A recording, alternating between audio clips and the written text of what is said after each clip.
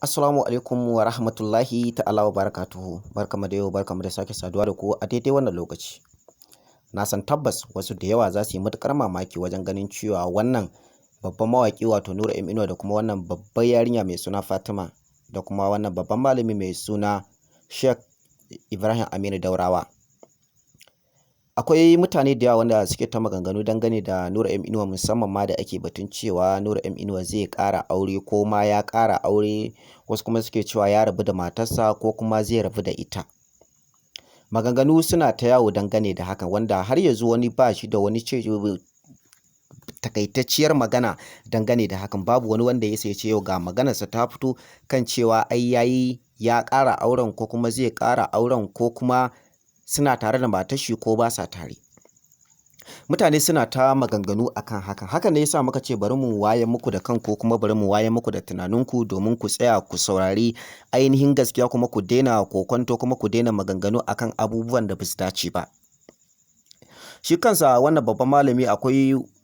wa'azantarwa da tunatarwa da iwa mutane daban-daban dangane da yanayin rayuwarsu, sai dai wasu suna ta'ammali da hakan, ma'ana wasu sun yarda da hakan, wasu kuma ba su yarda da hakan ba. Hakan ne yasa ake ta samun kalubale ta bangarorika daban-daban, musamman ma da duba da rayuwa da idan aka yanzu za a gane cewa tabbas shi kansa wannan malamin yana iya bakin kokarinsa wajen ganin cewa ya tunatar da mutane. Sai dai akwai su manya-manyan jarumai na masana'antar shirya fina-finai wanda kuma sukan zo da wani kalubale, ko suke zuwa da wani kalubale, ko suke wani kalubale wanda a Hausance wasu suke cewa suke hana ruwa gudu. Musamman idan muka yi waiwaye ga wasu manya-manyan jarumai, musamman ma akan wani babban jarumi wanda ya samu ɗaukaka a cikin ƙanƙanin lokaci, wanda wannan jarumi ne kuma a masana'antar shirya fina-finai, duk da ya daɗe yana harkar fim, amma kuma Allah bai ba shi ɗaukaka ba sai a wani fim ɗinsa da Allah ya taimake shi, fim ɗin ya karɓu kuma mutane suke matuƙar son shi. Hakan ne yasa fim ɗin yake matuƙar kawo mishi kuɗi, amma kuma akan hakan ya zama na cewa ganin cewa ya samu wata ɗaukaka ko Allah ya bashi wata dama, yake ganin cewa kamar shi wannan dama da ya samu zai iya amfani da ita wajen ganin cewa ya ci mutuncin wani, ko ya wulakanta wani, ko ya ɗora kansa girman kai ko wani abu makamancin haka. Abin da bai gane ba anan shine Allah fa yana iya yi wa mutum ɗaurin talala, ma'ana Allah zai iya jarabta ka ko ya gwada ka ta wani ɓangare domin ya ga cewa za ka iya cin wannan jarabawa ko ba za ka iya ba. Allah babu ta hanyar da baya iya jarabta mutum. Allah in ya so zai iya jarabta ka ta ɓangaren neman mata,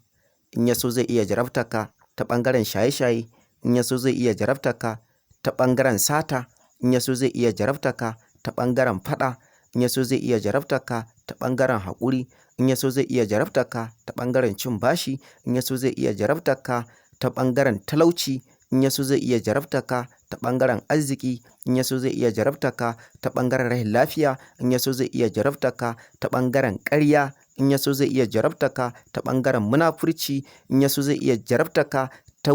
kamar kadararka, kamar filinka ko dabbobinka ko wani abu na kasuwanci haka, ta kowace hanya, ko ma ƙarfe, Allah zai iya jarabta ka ta wannan gefe domin ya gwada imaninka.